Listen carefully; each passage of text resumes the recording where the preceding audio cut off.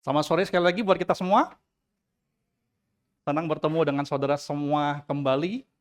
Saya hampir 4 minggu lebih saya tidak berkhotbah di sini, saudara, karena saya harus menguruskan badan terlebih dahulu. Dan sepanjang bulan ini, saudara, kita bicara tentang first thing first. Nomor berapakah Tuhan? Saudara masih ingat Tuhan nomor berapa? Tuhan nomor berapa? Kalau saudara ingat, sebenarnya saya sudah pernah khotbahkan itu kira-kira tahun 2011 atau 2012. Saya sudah pernah ngomong tentang itu, bahwa Tuhan bukan nomor satu. Nomor satu itu bisa keluarga saudara, nomor dua bisa pekerjaan atau apapun, tetapi Tuhan ada di dalam segala sesuatu. Di dalam pekerjaan kita, misalnya 02, itu harus ada Tuhannya. Betul?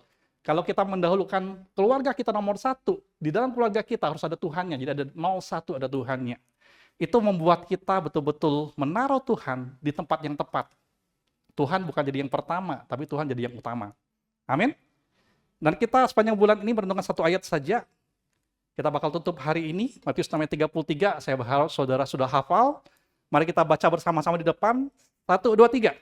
Tapi carilah dahulu kerajaan Allah dan kebenarannya, maka semuanya itu akan ditambahkan kepadamu. Sekali lagi, saya berdoa bahwa sepanjang bulan ini, kita betul-betul sudah mencatat ayat ini dalam hati kita, menanam kebenaran Tuhan dalam hati kita, bahwa di ayat ini, Tuhan tidak sedang bicara cuma sekedar cari Tuhan. Tuhan tidak sekedar bicara tentang harus dahulukan Tuhan. Tuhan sedang mengajar kita untuk melakukan sesuai dengan urutan prioritas yang benar. Karena kalau sudah benar, maka yang berikut-berikutnya juga bakal jadi benar. Kalau saudara ingat juga, Musa Mingming sudah pernah sampaikan ilustrasi ini bahwa kayak kancing baju. Ada lubang kancing, ada kancing. Saudara pernah nggak salah kancing, saudara? Kancing nomor 2 ditaruh di lubang pertama. Pernah? Pernah? Kalau saya nggak salah ingat, saya terakhir melakukan itu waktu saya lagi sakit di rumah sakit. Karena sudah setengah sadar, saudara, saya kancing baju sampai salah semua. Begitu salah yang pertama, yang kedua, salah juga. Yang ketiga, salah juga. Mengapa bisa demikian? Karena dari pertama udah salah.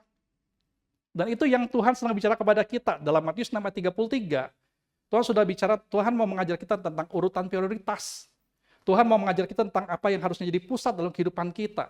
Dan kalau kita taruh Tuhan di posisi yang benar, maka yang berikut-berikutnya juga bakal jadi benar. Dan hari ini, saudara, saya mau tutup khotbah ini, seri khotbah ini dengan bagian akhirnya. Sebuah janji manis yang dibuat oleh Tuhan, yang kita bisa percaya, kita bisa andalkan tentang maka semuanya itu akan ditambahkan kepada. Kita baca sekali lagi bagian akhir, 1, 2, 3. Maka semuanya itu akan ditambahkan kepadamu. Saya ingin kita sungguh-sungguh mengerti firman Tuhan ini. Mengapa? Karena seringkali ini jadi salah diterjemahkan, saudara. Seringkali ayat ini salah diterjemahkan sebagai kesannya Tuhan punya kontrak dengan kita. Seakan-akan kalau kita lakukan kewajiban kita, cari dahulu kerajaan Allah, maka jadinya kita berhak untuk dapatkan sesuatu dari Tuhan. Karena ada kata maka. Seakan-akan ayat ini bicara soal timbal balik, soal sebab akibat. Padahal yang benar adalah bukan seperti itu.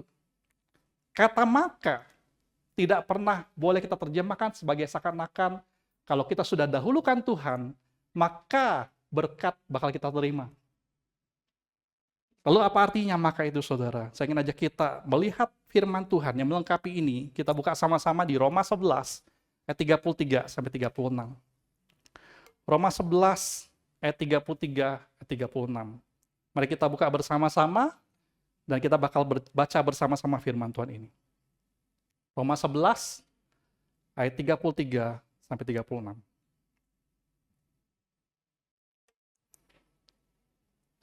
Boleh buka di handphone, boleh buka di Alkitab buku. Saudara boleh minta lihat kanan kirinya. Roma 11 ayat 33 sampai 36. Yang ketemu boleh katakan amin. Kalau sudah, kita baca bersama-sama 4 ayat ini. 1, 2, 3. Oh, alangkah dalamnya kekayaan, hikmat, dan pengetahuan Allah. Sungguh tak terselidiki keputusan-keputusannya, dan sungguh tak terselami jalan-jalannya. Sebab siapakah yang mengetahui pikiran Tuhan? Atau siapakah yang pernah menjadi penasehatnya? Atau siapakah yang pernah memberikan sesuatu kepadanya sehingga ia harus menggantikannya? Sebab segala sesuatu adalah dari Dia dan oleh Dia dan kepada Dia. Bagi Dialah kemuliaan sampai selama-lamanya. Ayat 36 satu kali lagi, 1, 2, 3. Sebab segala sesuatu adalah dari Dia dan oleh Dia dan kepada Dia.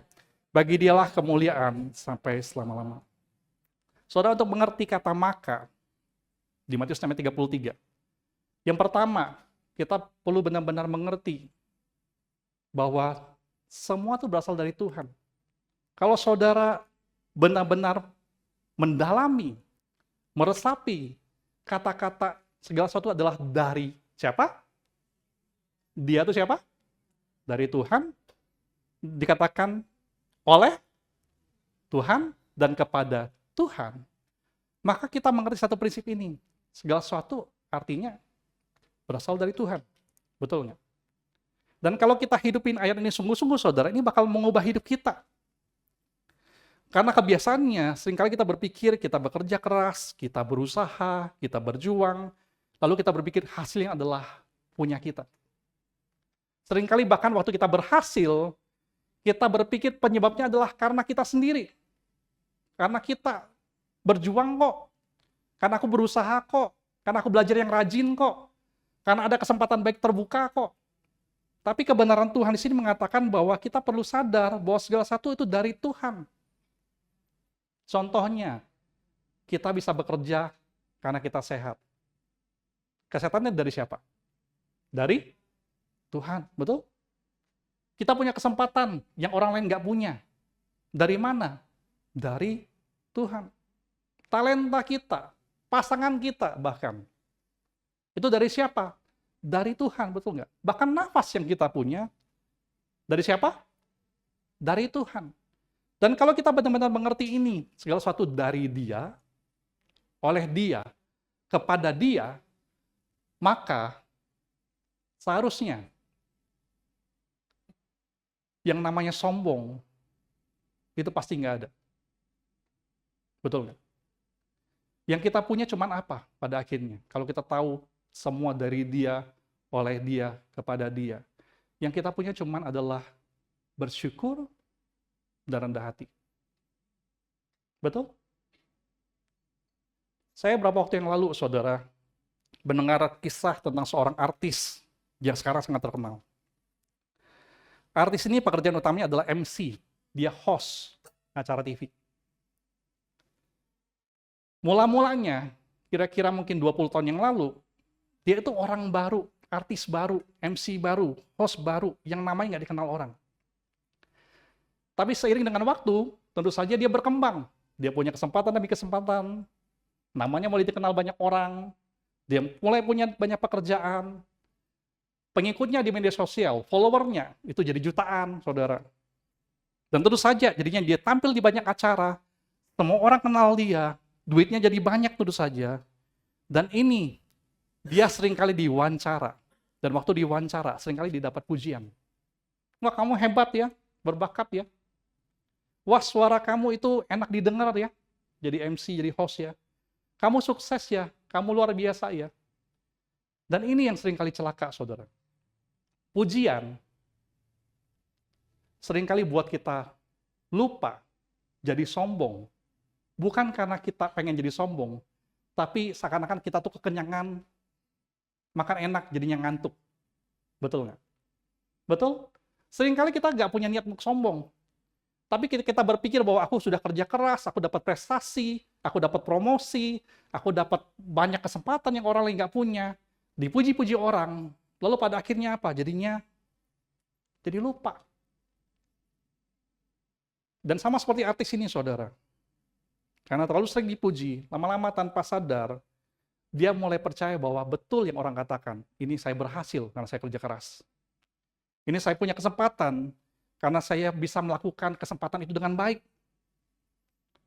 Saya bisa di posisi ini karena saya pinter.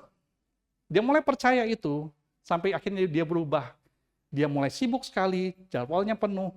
Dulu sering berdoa, sekarang nggak berdoa. Dulu sering beribadah, sekarang nggak beribadah. Jarang ibadah. Dia merasa pelan-pelan hidupnya berhasil bahkan tanpa Tuhan. Sampai suatu waktu, dia cerita, kira-kira 8 tahun yang lalu, popularitasnya menurun. Acara yang dia pegang mulai berkurang.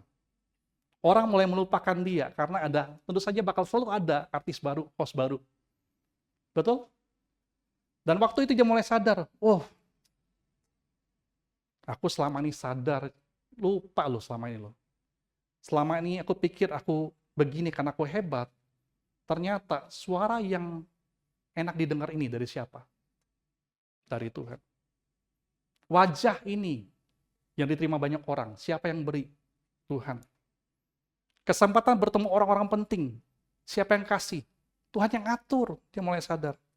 Kesehatan, siapa yang kasih?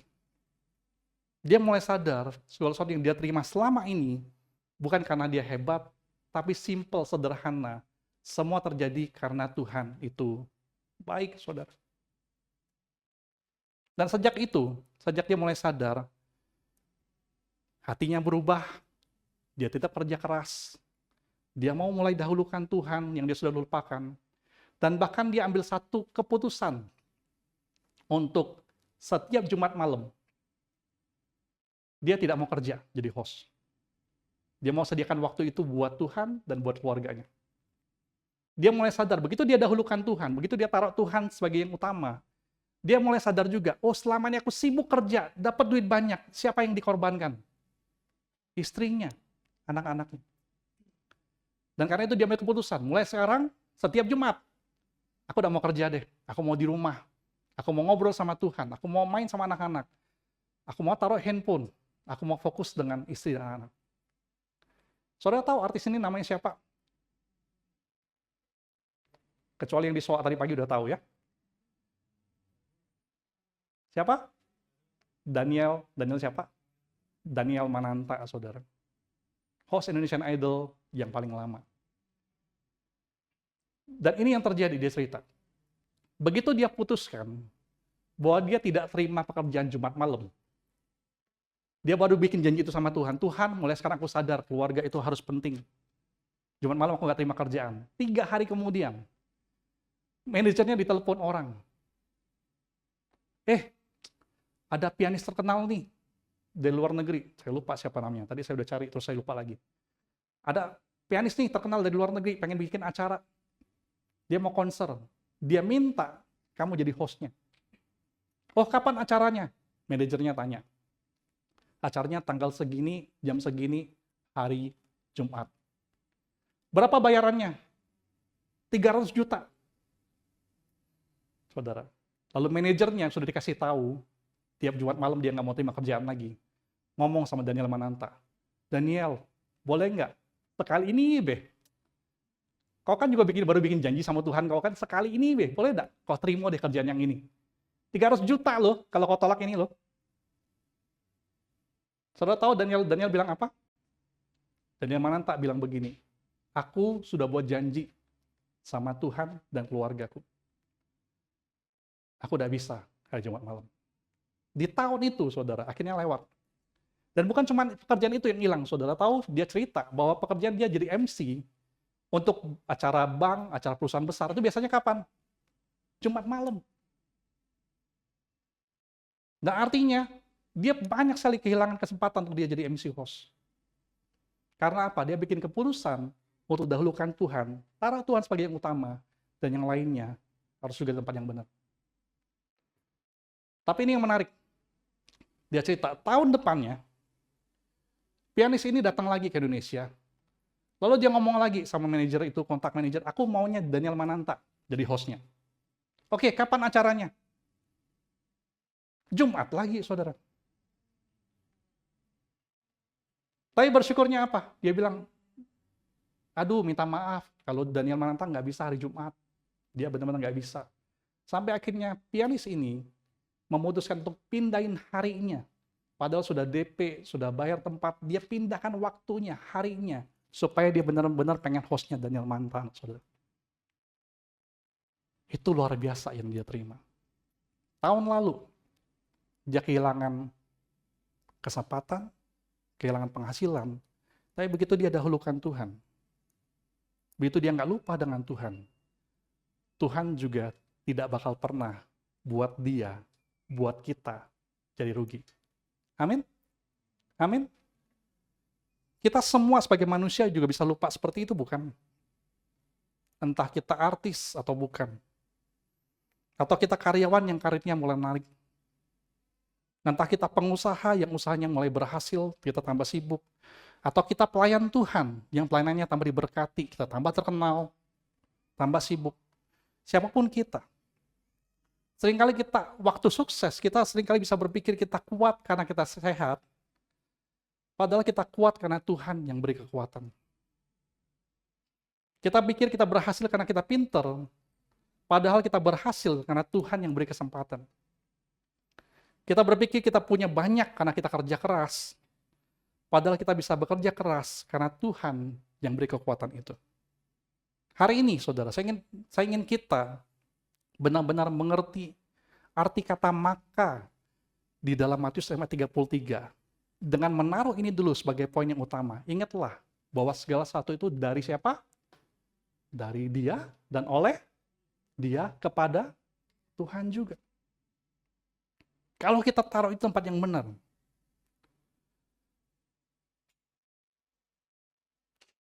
kesombongan bakal pelan-pelan hilang.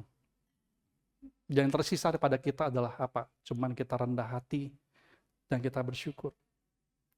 Yang kedua, saudara, ini prinsip juga yang penting. Sadarlah, kalau ini yang benar, maka sesungguhnya kita tidak pernah bisa membeli berkat Tuhan.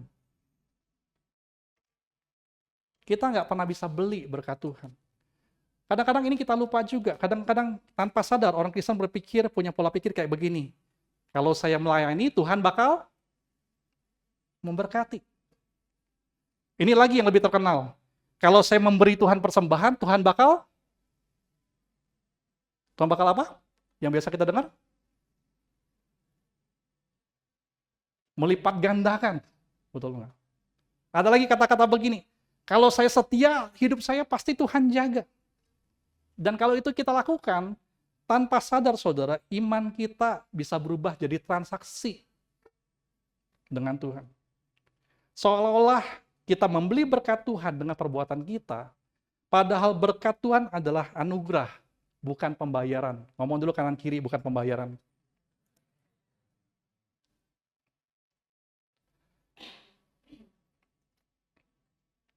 Tuhan tuh nggak pernah bayar kita, saudara. Tuhan tuh memberkati kita. Semua pemberian Tuhan bukan sesuatu yang kita beli atau kita bayar. Karena pada akhirnya, saudara, kita nggak bisa beli yang namanya kesehatan. Kita nggak bisa beli yang namanya damai sejahtera. Kita nggak bisa beli yang namanya umur panjang. Kita nggak bisa beli yang namanya keselamatan kita. Betul? Kalau kita mikir terus ini kayak transaksi, kita lakukan sesuatu Tuhan harus bayar. Kita lakukan sesuatu Tuhan harus bayar. Kitanya celaka, saudara. Tapi ini berkat itu bukan transaksi, bukan pembayaran. Berkat Tuhan adalah anugerah, yang artinya begini, anugerah adalah kita layak atau tidak layak. Tuhan tetap bakal kasih. Amin? Itu membuat saya bersyukur. Mengapa?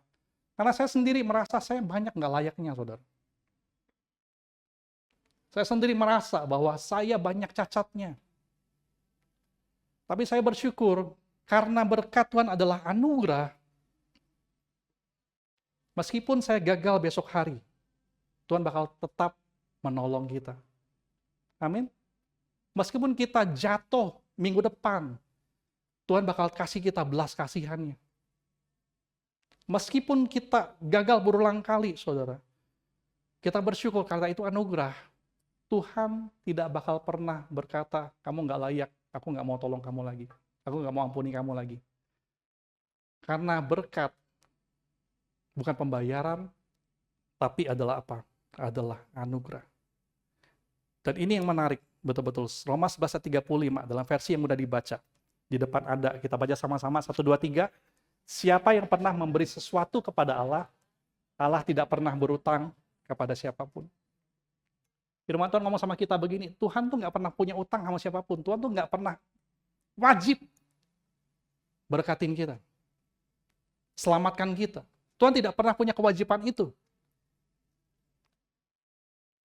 Berkat bukan gaji, karena kita sudah berhasil kerjakan sesuatu karena prestasi kita.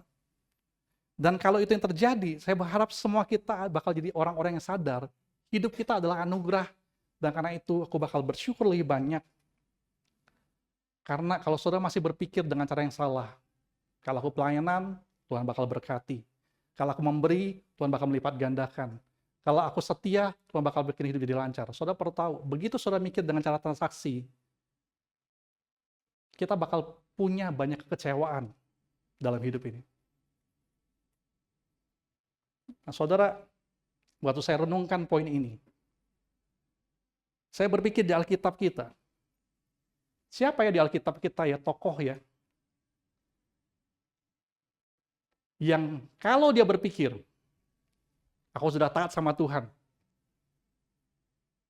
Tuhan pasti tolong aku hidupku lancar. Siapa yang orang seperti itu di Alkitab, pasti bakal kecewa dengan Tuhan. Siapa saudara menurut saudara?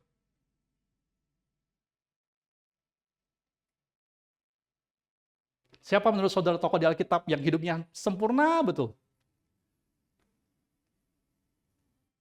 Yang kalau dia berpikir berkat adalah pembayaran, dia pasti bakal jadi orang yang protes sama Tuhan. Tuhan nggak adil. Hidup aku jadi ancur-ancuran begini. Siapa saudara? Siapa? Siapa Cik Akib? Betul, Ayub. Saudara, Ayub itu luar biasa loh hidupnya. Ayub itu adalah orang yang dikatakan dia kaya, keluarganya lengkap, hartanya banyak, hidupnya dihormati orang, dia punya banyak sahabat, dan ini yang paling penting, dia takut akan Tuhan. Dia benar-benar menyembah Tuhan dengan tulus.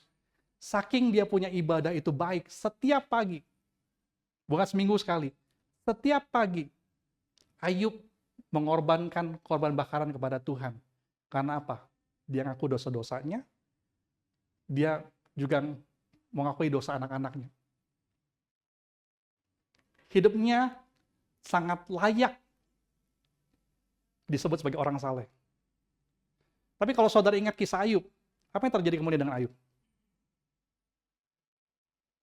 Tiba-tiba semua hartanya habis, semua anaknya meninggal, betul?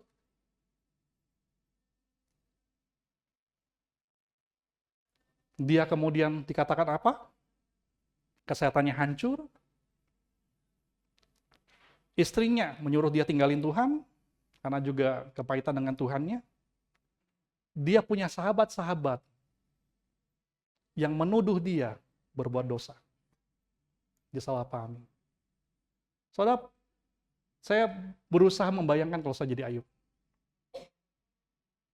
Saudara bayangkan kalau saudara jadi Ayub. Saudara nggak punya salah, saudara hidup saleh, lalu tiba-tiba semuanya hampir habis. Semua anak hilang, kesehatan hilang, harta hilang. Kalau saya jadi Ayub, saya bakal jadi orang yang teriak sama Tuhan, Tuhan nggak adil. Tuhan, kenapa kau jahat begini kalau aku jadi orang baik? Tapi saudara tahu apa yang Ayub katakan? Apa kalimat Ayub yang paling terkenal? Saudara tahu?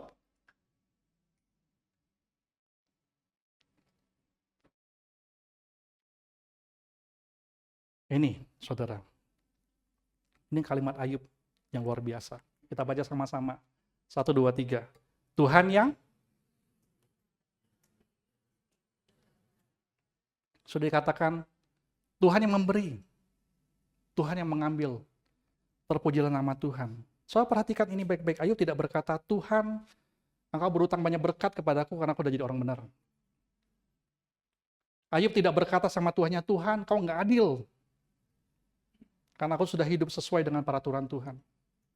Ayub mengatakan ini karena dia tahu satu hal persis, bahwa semua yang dia miliki dari awal, itu punya siapa? dari Dia, oleh Dia, kepada Dia. Jadi waktu Tuhan memberi, itu anugerah.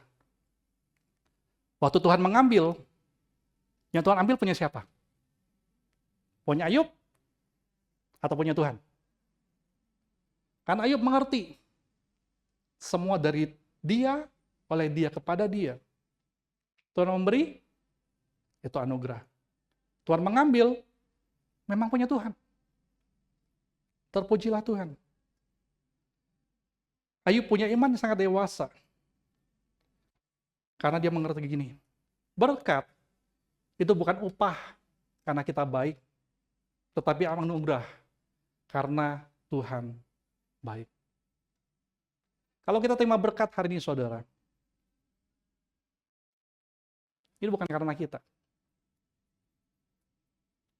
Kalau kita terima berkat hari ini, maka semuanya bakal ditambahkan kepadamu. Itu bukan karena kita hebat. Itu sederhana karena Tuhan itu baik. Selesai. Titik.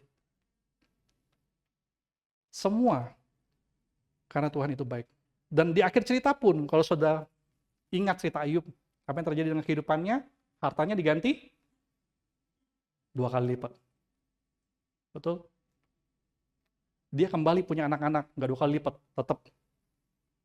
Berapa anak Ayub? 7 kalau saya nggak salah. Nggak jadi 14 anaknya, jadi 7 juga. Dan ini yang terjadi. Tuhan lakukan itu bukan karena Tuhan punya utang sama Ayub, dia mau kembalikan punya Ayub, tidak. Itu terjadi karena sekedar Tuhan itu baik. Itu saja. Dan itu akibatnya, saudara. Seharusnya, kalau kita mengerti ini, semua dari Tuhan, oleh Tuhan, kepada Tuhan, kita bakal dengan mudah belajar taat karena kita percaya, bukan karena kita mau punya transaksi dengan Tuhan. Kita nggak bakal berkata, saya mau taat supaya diberkati. Kita bakal berkata dengan iman, saya mau taat karena saya percaya Tuhan. Kita nggak bakal berkata sama Tuhan, kalau Tuhan tidak memberkati kita, aku berhenti taat, aku berhenti pelayanan, aku berhenti ke gereja. Tapi dengan iman kita bisa berkata, meskipun aku belum lihat hasilnya, aku bakal tetap percaya Tuhan setia pasti dalam kehidupan kita. Dan itulah inti dari Matius 6 ayat 33. Tuhan meminta kita percaya Dia, taat kepada Dia, menaruh Tuhan sebagai yang utama dalam hidup kita. Bukan karena kita berharap Tuhan bakal berkatin kita. Tapi karena apa? Karena kita percaya Dia adalah Allah yang baik dan akan selalu baik, dan Dia bakal memelihara hidup kita. Dan karena itu dikatakan, maka semuanya itu akan ditambahkan kepadamu. Kita udah ngerti kata maka, saudara. Maka itu karena apa? Bukan karena kita layak, tapi karena Tuhan baik. Kata berikutnya adalah semua itu. Saudara, kira-kira apa yang Yesus maksud dengan semuanya itu bakal ditambahkan kepadamu? Apa itu, saudara? Saya pernah dengar khotbah begini. Matius 6:33, carilah dahulu kerajaan Allah dan kebenarannya, maka semuanya bakal ditambahkan kepadamu. Siapa yang pengen mobil mewah? Siapa yang punya mobil mewah? Di sini nggak ada yang pengen punya mobil mewah? 1, 2. Lalu pengkhotbah itu berkata, semuanya bakal ditambahkan kepadamu. Pilih, mau warna apa? Mau warna apa? Kenapa selalu orang jawab merah ya? Kalau saya maunya hitam. Tapi saudara perlu tahu, Yesus tidak sedang bicara tentang mobil mewah, atau handphone mewah, atau liburan. Matius 6, Yesus sedang bicara tentang makanan, minuman, pakaian. Yesus bicara tentang burung, Tuhan pelihara, Tuhan kasih makan. Bunga di padang, Tuhan hiasi, dikasih pakaian. Matius 6 itu bicara soal pemeliharaan Tuhan. Bakal diberikan kepada kita. Jadi semua itu bukan bicara tentang semua yang kita mau, Tuhan pasti kasih. Semua itu bicara soal semua yang kita butuh, Tuhan pasti berikan kepada kita. Amin?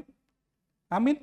Dan mengapa kita bisa percaya Tuhan pasti bisa beri semua yang kita butuh? Itu karena Roma 11 ayat 33. Kita baca sama-sama, 1, 2, 3. Oh, alangkah dalamnya kekayaan, hikmat, dan pengetahuan Allah, sungguh tak terselidiki keputusan-keputusannya, dan sungguh tak terselami jalan-jalannya. Saudara perlu tahu waktu Paulus ngomong ini, Paulus tidak sedang menjelaskan sesuatu yang rumit. Paulus itu cuma sedar lagi kagum dengan Tuhan. Tuhan tuh hebat sekali, sempurna sekali, bikin rencana keselamatan yang luar biasa.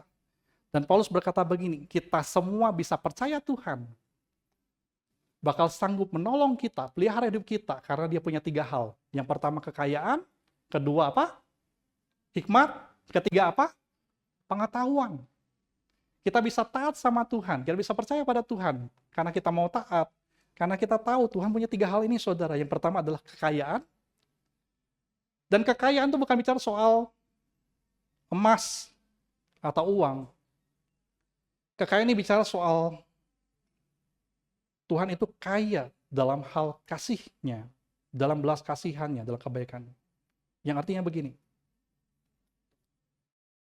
kita bisa percaya, kasih Tuhan tidak bakal pernah habis, pengampunan Tuhan tidak bakal pernah habis, dia kaya dengan itu.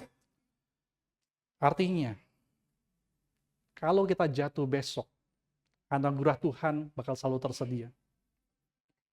Kalau kita gagal minggu depan, belas kasihan bakal selalu ada. Kalau kita lemah, iman kita tergoncang,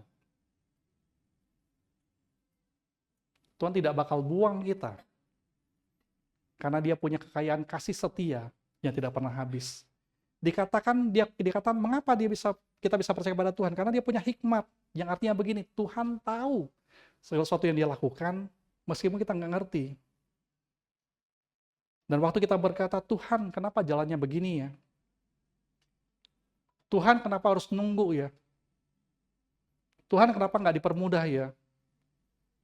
Mari kita belajar begini loh, percaya Tuhan tuh nggak sembarangan kok. Kalaupun Tuhan tunda, pasti Tuhan itu kasih kepada kita sesuatu yang kita sekarang belum ngerti. Dan meskipun kita belum ngerti, kita bisa selalu percaya Tuhan tuh ngerti kok kehidupan kita bakal jadi apa ke depannya. Amin. Kita bisa percaya karena dia punya kekayaan, kasih karunia. Kita bisa percaya karena dia punya hikmat. Dan yang terakhir, kita bisa percaya karena dia punya pengetahuan. Saudara, pergumulan kita, percayalah, Tuhan tahu kok. Ketakutan kita hari ini, Tuhan tahu. Kebutuhan kita, Tuhan tahu. Tuhan sudah tahu dari dulu, minggu depan kita butuh apa.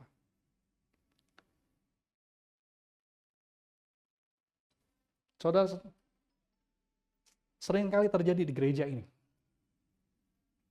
Tuhan selalu siapkan dalam hidup saya juga.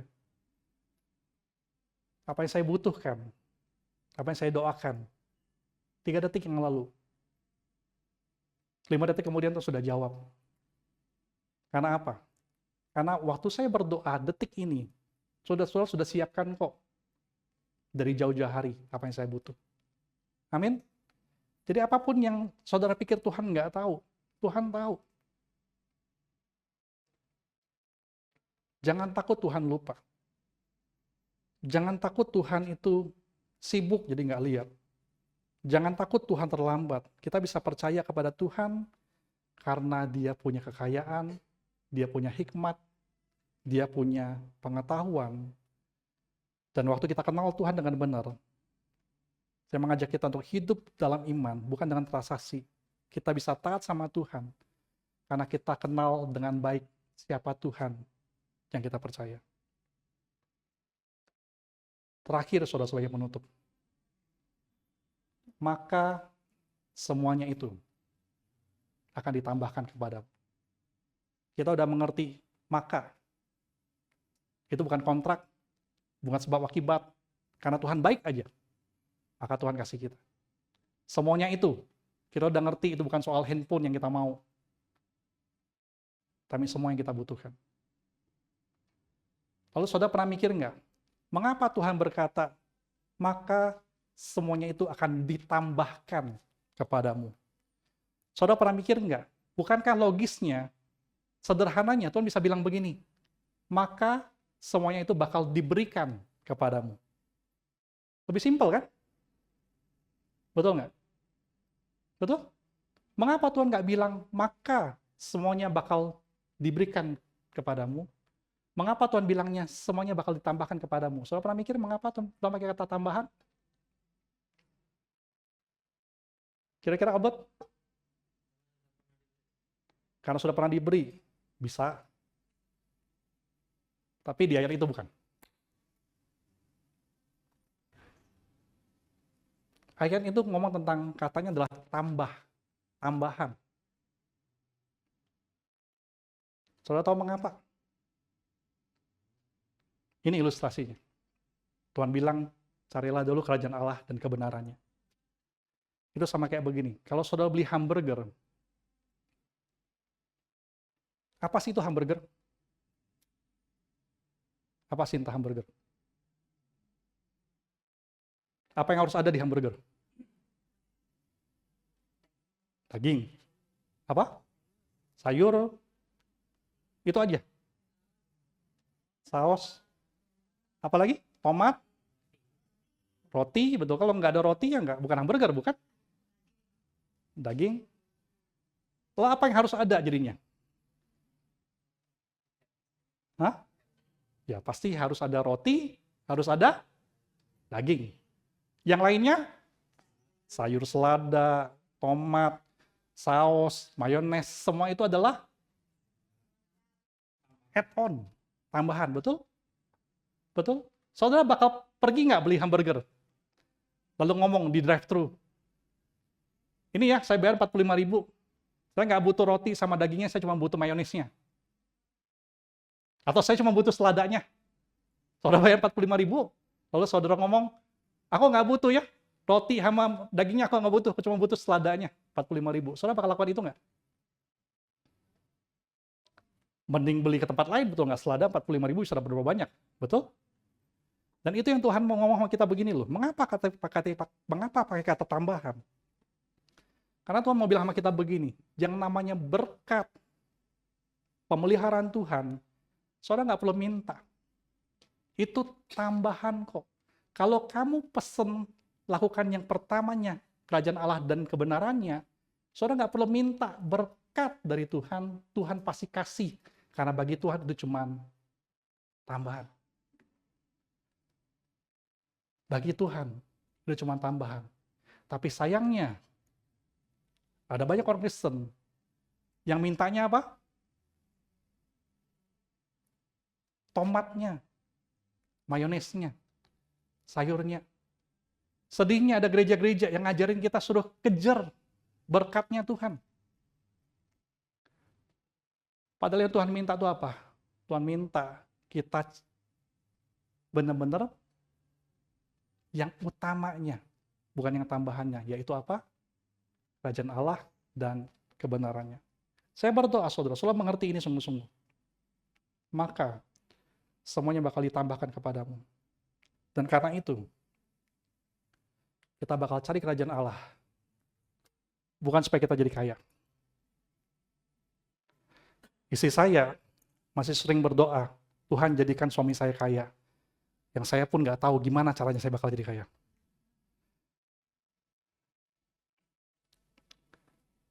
Tapi mari saudara, kita cari kerajaan Allah bukan supaya kita jadi kaya.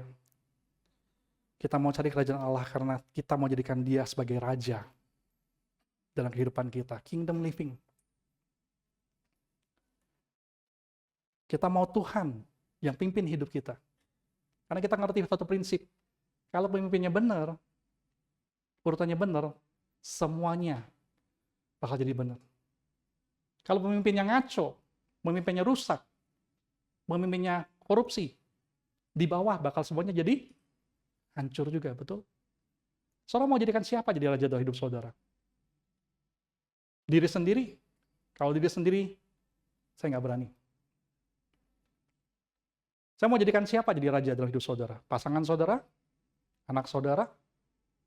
Bos saudara?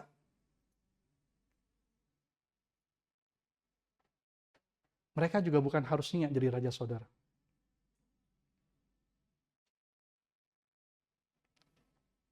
Mari saudara, kita jadikan Tuhan sebagai raja dalam hidup kita. Dan kita bakal lihat satu kebenaran yang saudara bakal nikmati sepanjang hidup saudara. Saudara nggak pernah perlu minta berkat Tuhan. Itu cuma tambahan. Saudara cuma perlu terus prioritaskan Tuhan. Cari kebenaran Tuhan. Itu bakal ditambahkan kepadamu. Amin. Mari kita berdoa.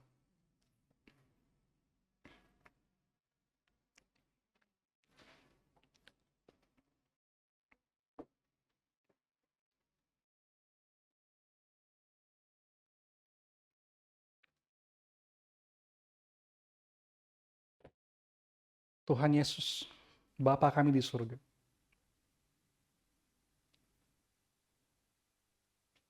Biarlah kami sungguh-sungguh mengerti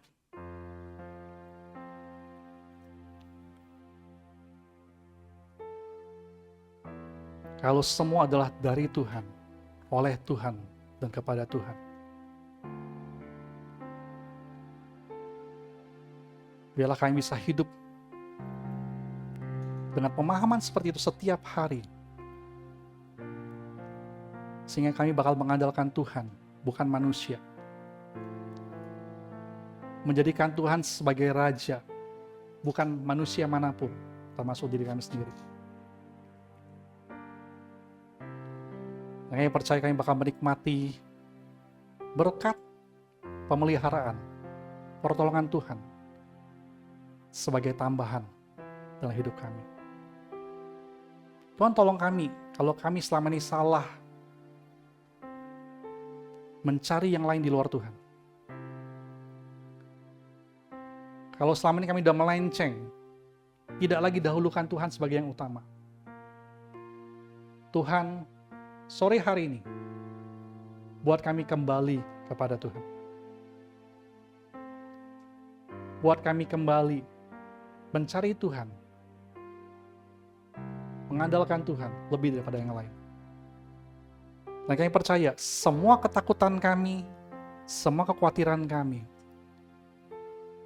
semua kebutuhan kami, Tuhan sudah tahu dari dulu dan Tuhan bakal beri kepada kami. Tuhan tolong kami berada di tempat yang tepat, di prioritas yang benar, dan menempatkan Tuhan di posisi yang paling benar juga. Tuhan sertai kami, dan biarlah kami bisa mengandalkan Tuhan dalam musim apapun di kehidupan kami.